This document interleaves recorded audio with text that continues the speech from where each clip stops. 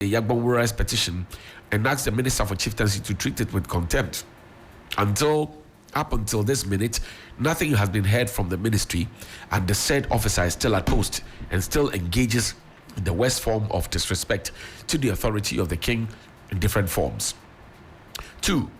When Wasipe was invaded by security officers of the state last year, some of the youth, of the Some youth, were wrongly arrested, beaten, detained, and even tried.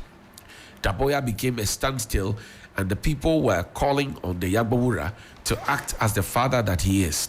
Faced with this issue, the Yagbonwura called these same politicians in government to assist him resolve the issue amicably. In fact, his calls were not even returned. Their response was belated when Yagbonwura called Abu Jinapor. He neither answered his phone nor returned Yagbonwura's call. Someone from Daboya died as a result of the heart attack in the process. Today, the same person who couldn't do anything to save his brothers in Wasipe when the state forces invaded Wasipe, the same person has the power to call for the release of persons who were arrested for misconducting themselves in Damongo within a few hours. 3. In recent times, specifically under the current Yagbonwura, Jira B. Kunuto, traditional gatherings had been painted and turned into political showmanship, with attendant unnecessary drama that eventually marred the traditional beauty of those events. Mention can be made of the Yagbonwura's showmanship. Mention can be made of the Yagbonwura's outdooring after his enskinment. Indeed, that event was turned into a political boxing ring, and political party colors took over the event. The subsequent reportage in the media twisted the issues, and politics took center stage over the traditional issues. 4. The final funeral rites of the late Busun Wulchere, I hope I got that right, forgive me if I didn't, was heavily marred by the deliberate acts of these same politicians, to the extent that there were exchanges of blows when the tribute of the late Queen Mother of Busunu was being read. 5. On the 25th of April 2024, the Yagbonwura had this 1-year anniversary in Damongo. This event coincided with the Gonja Land Youth Association's 48th Congress and also the Guan Congress meeting in Damongo. Paramount chiefs and politicians graced these important occasions.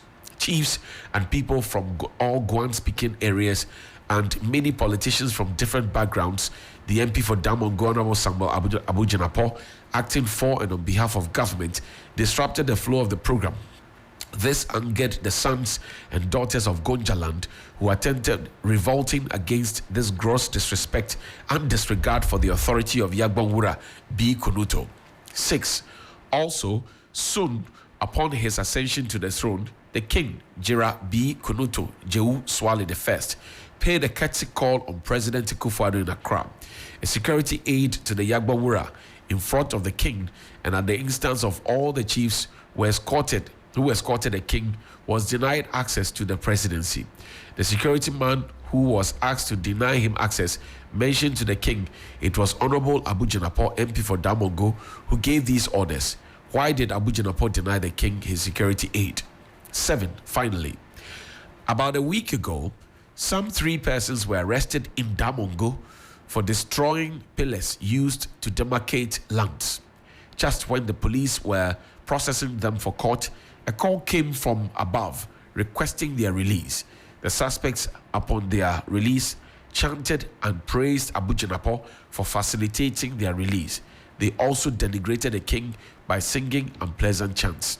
And this from Professor Ahmed Jinapor, is brother to Abu Jinapor. So I'm sure these are the charges that have been slapped on Samuel Abu Jinapor. He's been banned from entering any place in Gonja, right? That's right. So these are the charges, and it gives us a chronology of what has transpired over the years. And yesterday, if you listen to the press conference, the people who read it on behalf of the Gonja Kingdom sought to suggest that Abu Jinapor needs to go back to go and learn his tradition because he's a prince. That's right. Right? So he needs to go back to learn his tradition so that he can learn to give respect to the king. because his father is a paramount chief, but the overlord of Gonja is a king. He needs to learn to give respect to him. But this is a matter that I think that the national security should be concerned about. Beyond what people would say about the political fortunes of Samuel Abu Jinapor and all of that, there's also the potential unfortunate situation where we could have a clash. Because already, from what I read, the king's message and the charges was that the gathering of Gonja chiefs and the rest had been turned into political football and political boxing ground, which is mad because people fight and all of that. Already we know how that part of the country is in terms of the Gonja area, Boko and all those. So you want to be very, very careful what exactly we are permitting or what we are not permitting, what we are sitting down to watch. Where's the chieftaincy ministry in all of this? Where's the national security in all of this? Where's the local government ministry in all of this? That multifaceted conversation. And these are very serious allegations that are made. That, look, I am a chief. I have a bodyguard, a royal guard. I get to the presidency and my royal guard is not allowed to enter the presidency. So he stays out there while my king is in there. It doesn't happen. In our traditional settings, it doesn't happen. And, they've been worried, especially for the 3 times they say it is Mr. Jinapor whose names has come up in most of the instances. It's quite worrying for me. And I think that cool heads must prevail, but we must try and tie the loose ends. If not, we will be in trouble. When you talk about the national security issue, are you also thinking about maybe, shall I say, not even reprisal, but those who are in Honorable Jinapor's camp who might not agree with this, shall I say, latest directive? Could they also attempt to influence the decision or have some kind of fracas with another? Is that something that you think is a possibility? It's highly, highly, highly possible. And see, the point where, people usually like to protect their turf. People like to protect their spaces. And so if somebody gives you that cold shoulder that do not get into my space, you don't get there, but then you also protect your space from others who you are affiliated with that side. It's a natural thing for people to do. Now, I've already mentioned that this could have a political twist. Right. Because Abu Jinapor is the member of parliament for Damongo. And his father is a royal. He is also a royal, right? Now, he is going for a second term. And trust you, the royalty up north is like everywhere else, where the king or the chief talks, and that kind of respect that it comes along with. You can't play with it. So the political fortunes of Abu Jinapor could be dwindled. No matter how you look at it. Somebody will say, well, he disrespected my king, so I'm not going to vote for you because if I give you power again, then people are arrested for misbehaving, order from above, you get them released. Okay. Because you have power, I get to the presidency, ask the president's security detail to stay outside, and then they disrespect you to the king and all of that. So people can make those arguments, right? Then there are those who also can mirror the thing and say, okay, is the king not overdoing this? You get them? Yeah. There are two legs to it. And those who are saying that, can he even do this? So people are citing the Constitution, freedom of movement. Can he really restrict that? But we know that issues of kinship, and those are whole different. You don't need book. You don't bring book to solve those issues. Don't try. The traditional setup that we have, and that's why I wanted the Ministry of Chieftaincy to step in. Right. Chieftaincy and Religious Affairs to step in at this point. Because if you look at our sources of laws in the Constitution, traditional law is also part of it. There's common law, there's Constitution. Constitution, of course, is supreme. But there are other layers, the sources of laws. And traditional law, within which you place what is happening now in Gonja land, would find presence. Okay? So, and of course, no other law can take precedence over the Constitution. That's right. But then within the thing is the Gonja king flouting any of the provisions in the 1992 constitution. If he's not, is he justified in cracking this whip so that it stops it? Because what has been done here is that Helen has committed a crime, disturbing the peace of society. He has been picked up by the police as he should. And then 6-2 scores that release him. And then I come and I release you. What would I have done? Then Abiam is the king. He says, no. This has become one too many. It cannot happen here. I ban you forthwith. What I'm thinking that I'm guessing that he's doing, the king that is that, look, each time something happens here, you just walk in and pick the people and free them. And then you have now youth on the streets doing chants and unpleasant, stuff are being said about the king, denigrating his, personality and the office that he holds and the kingdom by extension. So why should I allow you to come into my space if you don't respect me?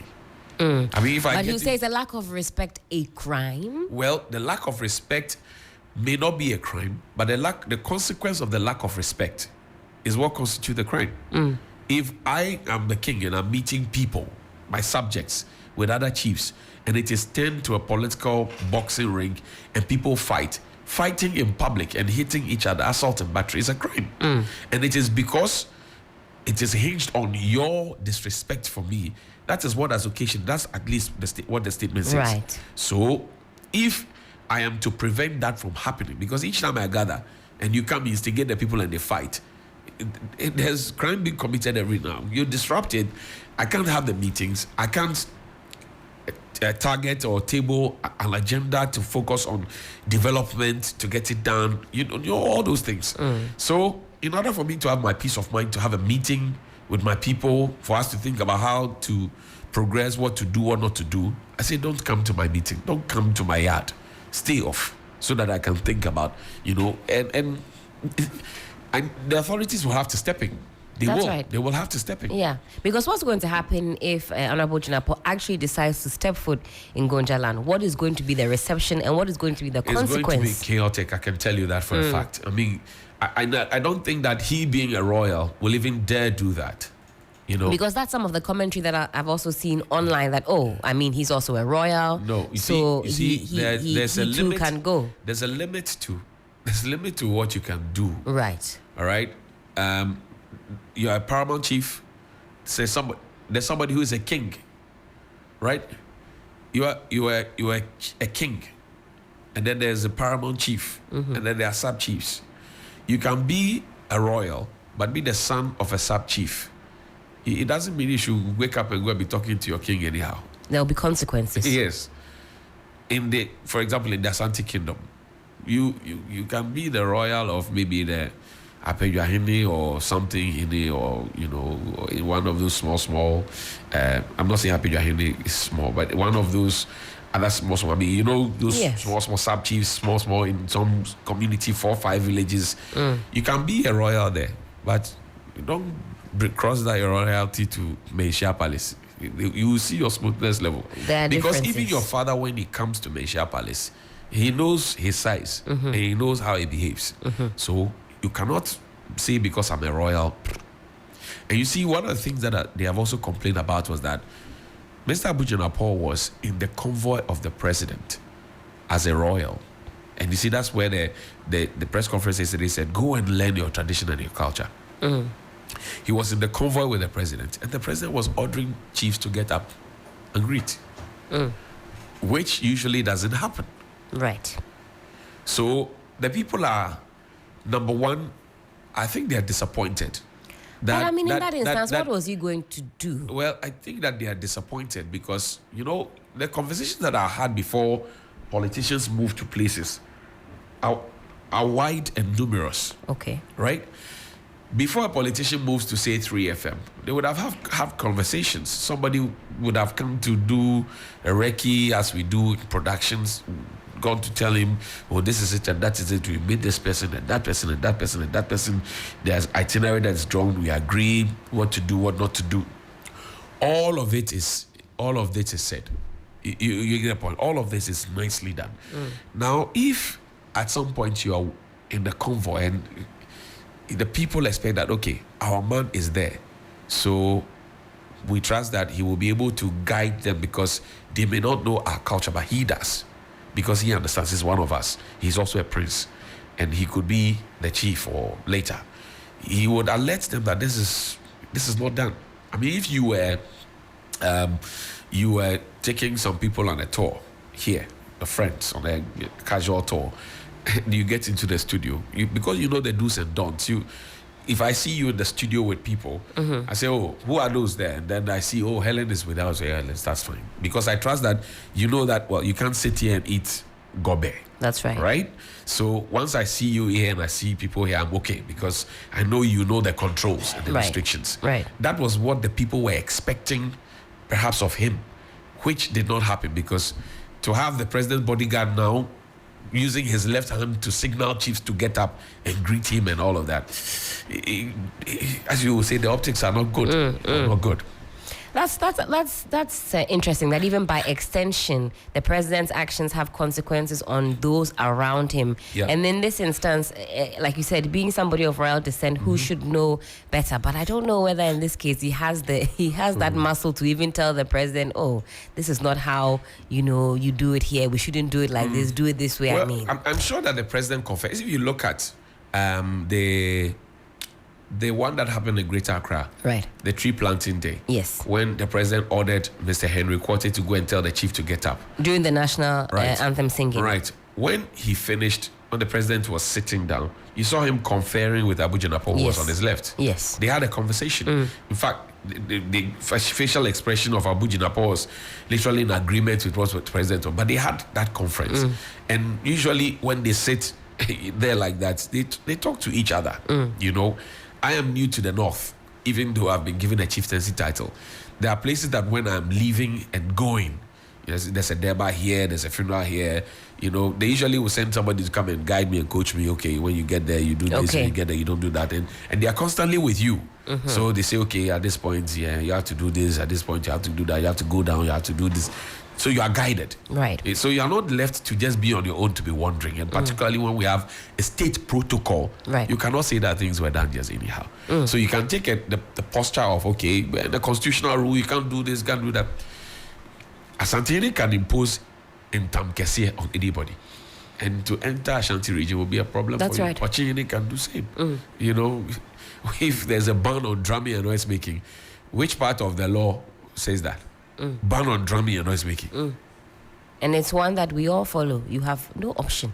So why can't, if we can do ban on drumming and noise making, right? We can do Akufo-Addo, we can do Ohum, we can do Aham, we can do this, that. Why can't the Gonja can also crack the whip on who he wants to crack the whip, particularly if the person is a subject and he thinks that the person has misbehaved and has to be punished? I think it's fair enough, right? Or you disagree? I agree and disagree at the same time. Okay. But we want to see what Honorable Jinapor is going to do to alleviate this particular issue. Usually, so Honorable Abu Jinapor has a statement. You'd have to share that. But usually when these things happen, when these signals are given, I mean, if you're royal, you would know that then you are being signaled to come and beg, apologize, literally. Not on your own. Maybe you'd send somebody there first, they go and apologize, and then later they can come back and then say, oh, okay, together we forgive you and all of that. But what does the statement say, though? All right, bear with me as we get that statement up on to our screens. This is a statement from Honorable Jinapor. Bear with me. Okay.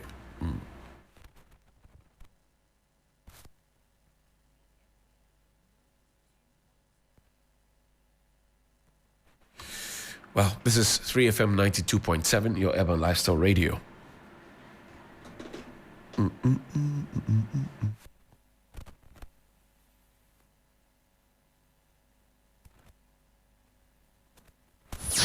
Accra gets busy on this frequency. 92.7, 3FM. Go. All right, so this is dated the 18th of July 2024, press release. My attention has been drawn to media publications, both mainstream and social, to the effect that I am interfering or meddling in Gonja chieftaincy matters in general and Damongo in particular. For the record, these allegations are totally false. As I have stated time and again, I do not have any interest in the Damongo chieftaincy affairs whatsoever. As a bona fide Gonja prince, I continue to have high regard for the revered chieftaincy institution of the overlord of Gonja land, Yagbonwura Bi Kunuto Jewu Swale, and all other chiefs for that matter. My role and overarching interest, both as Member of Parliament and Minister of the Republic, is to contribute my modest quota to the development of Ghana and my beloved constituency of Damongo. I entreat all and sundry to disregard these allegations as same are untrue. I am and will forever remain a humble servant of the Damongo people and Ghanaians as a whole. This is signed Honorable Samuel Jinapor, Minister for Lands and Natural Resources, Member of Parliament for Damongo. So, interestingly, the statement is silent on whether or not the allegations have been made that he made a call to get some people or persons who had misbehaved to be released from. That's right. Police custody, right? That's right. It's also very silent on the fact that some trouble and mayhem, political boxing, as has been alleged, been put there. That's right. It is also very silent on the fact that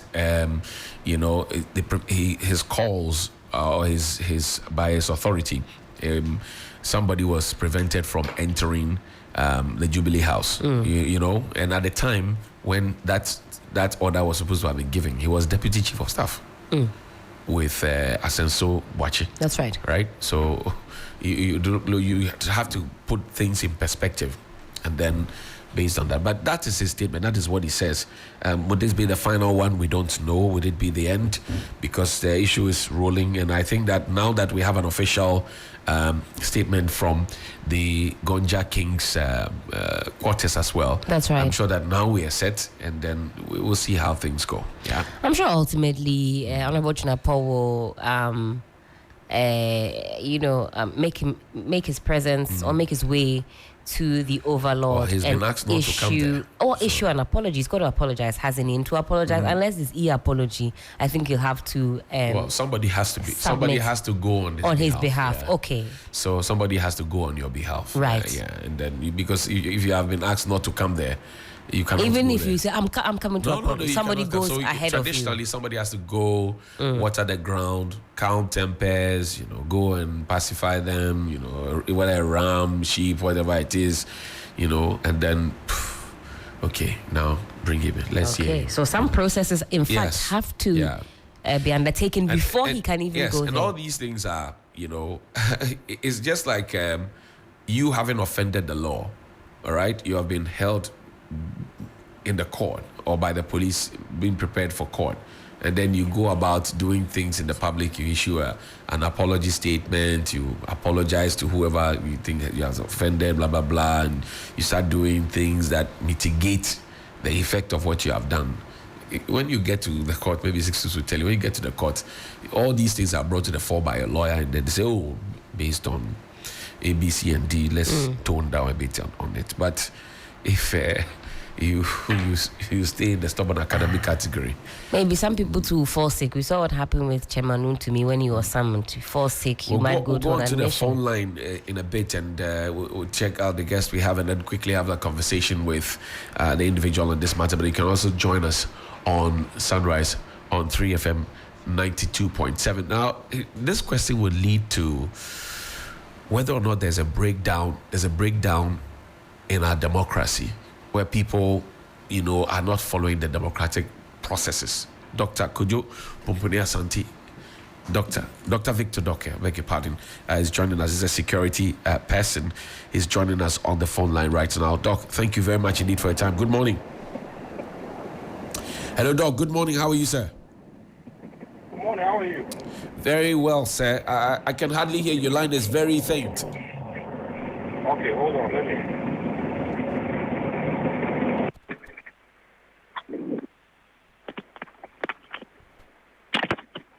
3FM 92.7. Can you hear me? Yes, sir, I can hear you loud and clear now. The Afro Barometer, the CDD, they're asking a question whether or not Ghanaians are dissatisfied. They say they prefer military rulership to Akufo-Addo's leadership. Is this a call that should worry anybody at all? You know what? Please ask the question again. Yeah, I was trying to figure out my audio. Great. Is it better now? Are you okay now? Yes, yes. Great. Now, You may have to speak up a bit. okay. Okay. Can you hear me? Yes, I can hear you. Okay. So there's a trend analysis, Afrobarometer. Now, the question they ask is democracy at risk, highlights of the findings from Afrobarometer's inaugural flagship report. In that report, the trend analysis, it appeared a lot more Ghanaians are dissatisfied with the kind of leadership we have now under Nana Addo, and they prefer a military rulership inside. Is this call by Ghanaians something to worry about? Yes, good morning. Thank you very much.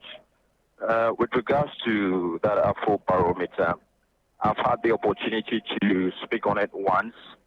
And my take was that the line of questioning should have been framed in a different form because of the implications. Not only that, but it seeks to sort of like imbibe in the minds of the teeming youths to consider military rule as against or opposed to democracy. Now, coming to your question directly in relation to whether this particular leadership is lacking or challenging, and that should the military rule be an option, I think it is a no-no, because those who have experienced military rule can tell you loud and clear that it is not an option, no matter what happens. Because you're talking about your freedom being curtailed, movement, you won't have it as it is now. Irrespective of how a government is seen to be performing, military takeover or military rule is not an option. So for me, I think those who are calling for that should rethink, because irrespective of the ills in governance, it is not an option. You can talk about Mali, Niger, you can talk about Burkina Faso, and we know what is going on there. Okay, the junta has taken over, but then what are the consequences we are facing? We are not hearing much because the voices have been sort of curtailed. And these are elements or characteristics of military leadership for those who are calling for it. We just hope that the ills in the society pertaining to governance is addressed, i.e. corruption, elitism, clientelism, nepotism. The structural failures in our governance system should be addressed once and for all. And then everything that state institutions should do now be geared towards implementing employment for the teeming youth who are unemployed, and it's a security threat as of now. Now, what do you say to those who say socioeconomic issues are hitting them, harsh economic situations, they have been speaking, and yet the democratic leadership is not listening? At least if they had a military leadership in place, and these are some of the respondents and people they interviewed, have been people who have lived through the times that you dread that we shouldn't get back to. They say at least they were asked to go and queue, they could get their milk, a ration of this, a ration of that. At least they had something to look forward to. But in today's time, they say that, look, they're going and coming, but they are not seeing anything. And that's for some the basis for which they are asking for this. Again, I ask you, is their call justified? You know, my brother, yes and no. In a sense that if even your needs are not met, it still doesn't require you to want to think about an option through guns, through chaos. Because we know what will happen if a military takeover should be implemented or should happen. It won't just come clean.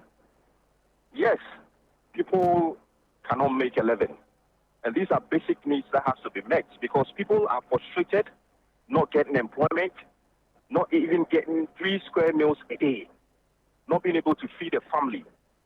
So their calls are justified in wanting a better life, in wanting the socio-economic conditions to change, but the calls for a military leadership is not justified in any grounds. That's what I can say. I see. Now, I'm looking at some of the details.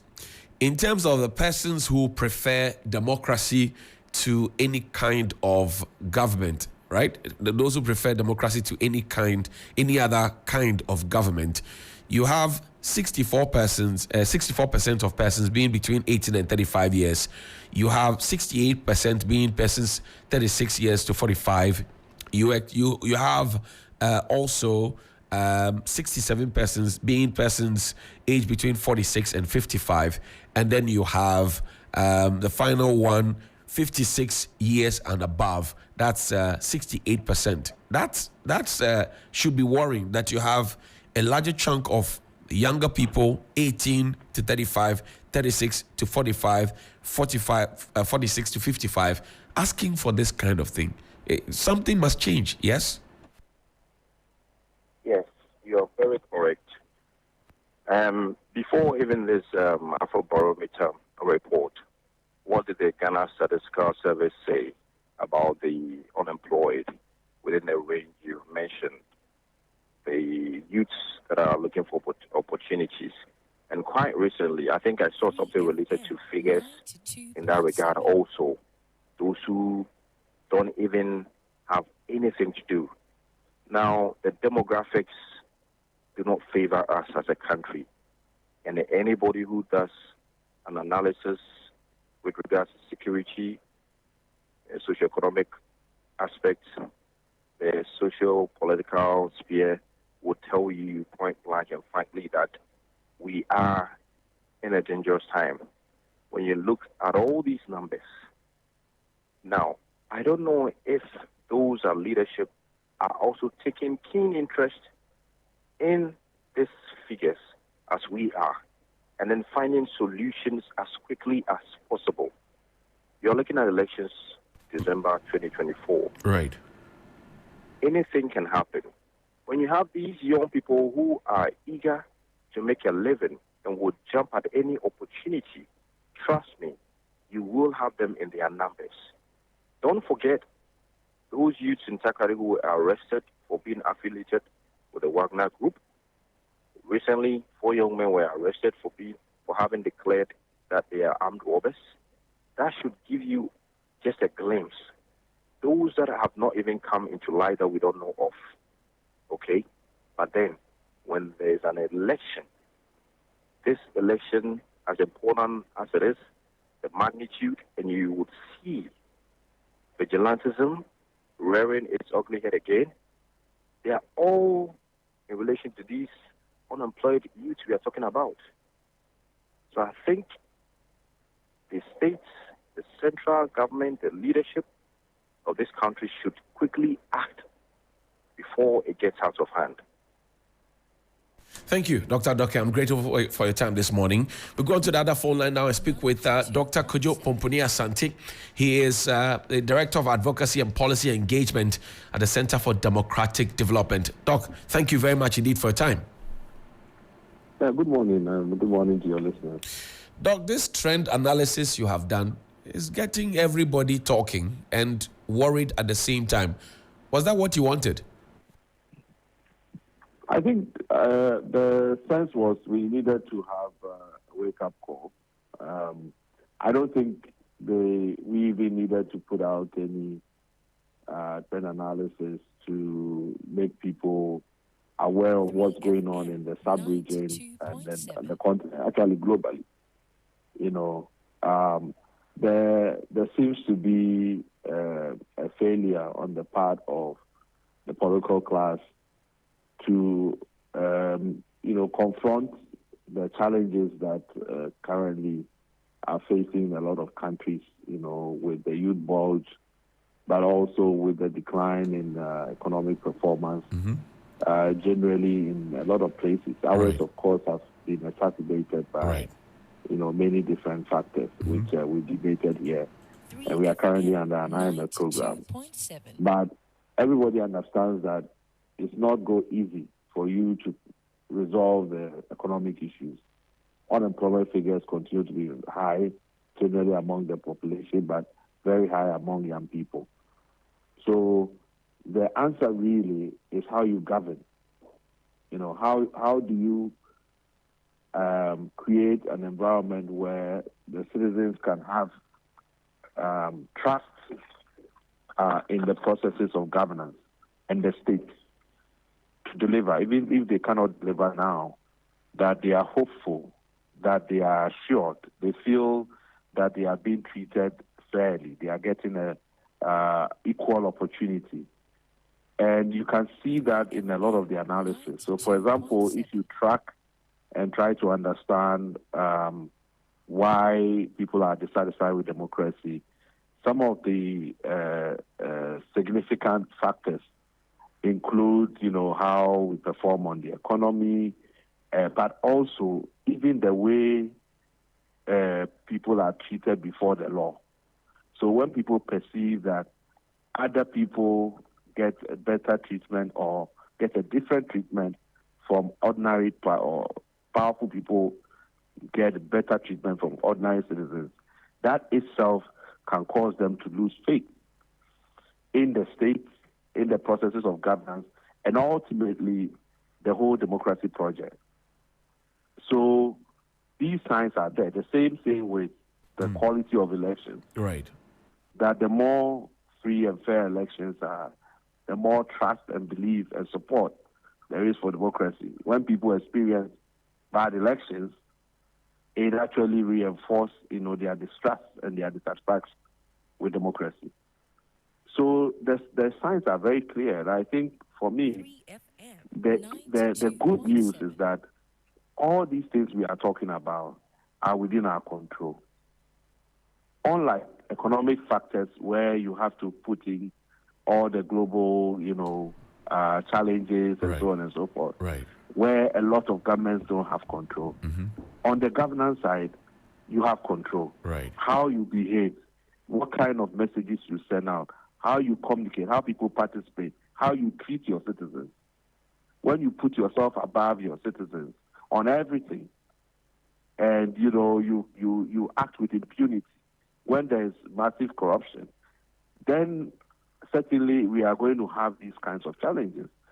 And that is all within our control. So I think that if there's anything to take from this, is that yes, it's a very challenging situation, but the answer is also within our hands. And if we want to resolve it, we can resolve it, unless we don't want to. And then if you don't want to, then of course, then you can have these kinds of problems that other countries are having. I see. Doc, so now you have put this out. I've seen a lot of conversation and had a lot of conversation on it in the media. You would expect that those in power and authority will start acting, but how soon should we be acting? Well, I mean, on our part, as the media and as civil society, we can always continue to talk and continue to raise the concern. I think the other part of the equation is also to educate our citizens that, this fantasy with military rule and other kinds of alternative processes to democracy, it's really a fantasy. You don't have to go too far. You should go to Burkina Faso and experience it, or Mali, and where human rights are violated constantly. I have colleagues, civil society, who have been abducted and cannot be found. Right. You can't go anywhere to go and complain. You understand? So yes, because of the frustration with some of the impunity and the actions of democratically elected political actors, people think that, oh, no, there should be some intervention by the military. And most young people who have not experienced school before think, oh, that's the answer. But living under military rule is no fun, and people know that. And there is no guarantee that you get the benefits of that. That's right. Because we've seen that record is also there.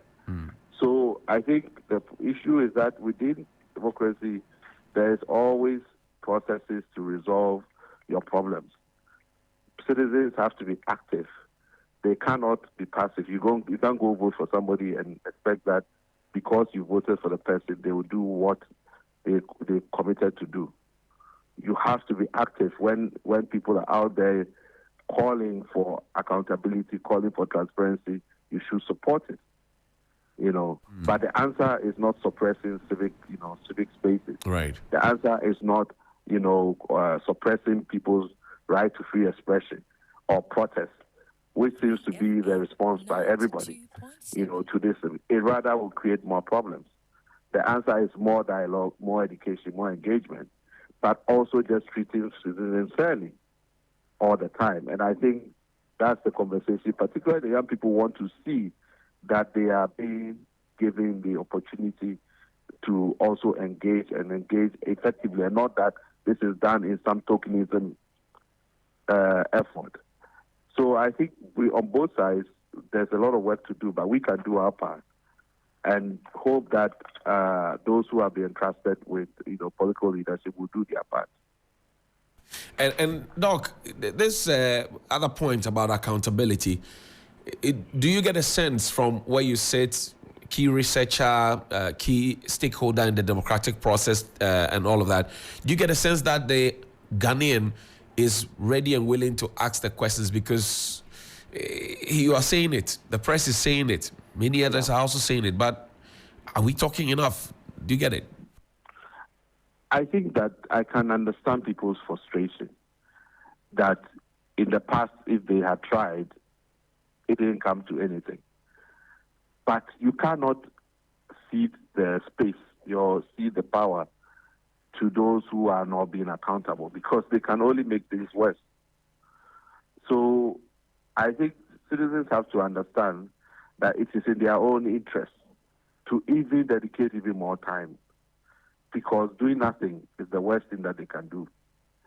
So sitting aloof and expecting that somehow it will happen, it's not going to happen by magic. So if we want to make things better, then we have to be more active than we have been. And it just means you have to make a few sacrifices and more sacrifices, to be able to reverse the trend. But not doing anything is not an option. At least from where I sit, it's not an option. It will just make things more, difficult for all of us.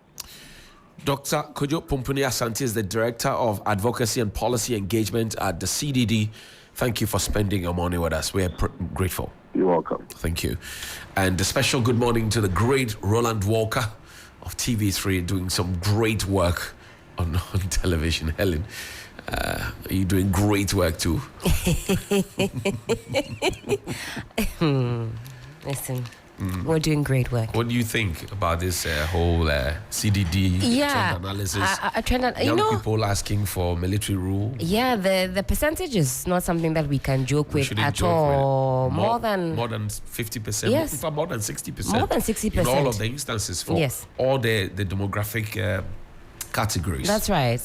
And of course the sentiment is, for young ones who have not lived through military rule, they don't know what that's like, and that's certainly true. And I wouldn't advocate for a military takeover at any point in time. But as has rightly been said, what are the reasons that people think this way? The socio-economic reasons, the way in which things have been run, it's not satisfactory. I think what is also instructive is that these findings indicate that people who are clamoring for or suggesting that a military takeover is the answer want that for a temporary period, meaning that they don't even think that should be sustained, but some forced shutdown or reset. So the problem, if you read it, the problem is this government, the way they feel, what they feel now.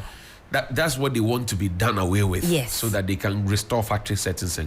That is the indication that I get from these findings, that it's not for a sustained period of time, but some intervention. But Roland, those who brought see something, say something, they will not be happy with this the facts that the trend analysis has brought.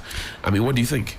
Well, certainly, and I believe that is also because they have set the pace to have a certain control psychologically of the rank and file of the young people. And if you look at a certain disaggregation of the population we have, the young people who should be in the productive ages, whether we want to take it from 15 or even want to take it from 18 to about 45, really have become comatose and also disenchanted with the way the rulership have governed the country. And I think that if we do a proper analysis of this survey or the report, you can see that the dissatisfaction is greatly linked with their non-economic well-being.